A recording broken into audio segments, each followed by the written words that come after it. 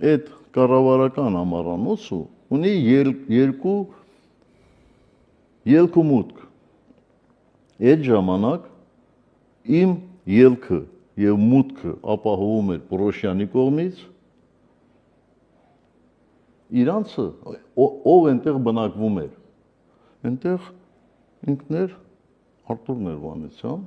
չգիտեմ, Արարատ Միրզոյան դրանք այդ ժամանակ չէ, ես չեմ հիշում, որ այնտեղ Արարատ Միրզոյանն է, էական չի։ Իրանք գալիս էին այդ մյուս կողմից, այն Դվինի ներքևի հատվածը, Հրազդան հյուրանոց։ Հրազդան հյուրանոցի կողմից։ Ընդ որում տես բան չէր եղել։ Այդ վարչապետի սենյակը, սենյակը որն է, շինությունն է մեծ, հսկում էին ավտոմատավորներ։ Մեր ժամանակ ամառանոցի ներսում ընդհանրապես տես բան չկար, որ զենքով այդ պահակախումբը շարժվեր, էլի։ Երբ որ մեքենան գալիս էր, արդեն մուտք էինք անում, միջև հասնեինք մեր տան։ Դրան մոտ անմիջապես մենք տեսնում էինք,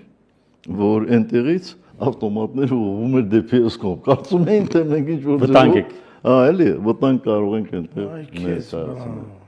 Մի անգամ, քանի որ այնտեղ ընդհանուր օգտագործման լողավազան կար եւ այնտեղ էլ աշխատելու հնարավորություն կար, մի անգամ ես այնտեղ եմ եղել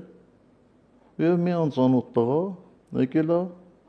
մտել է ներս, հետո դուրս է եկել։ Հետո ինձ ասել են,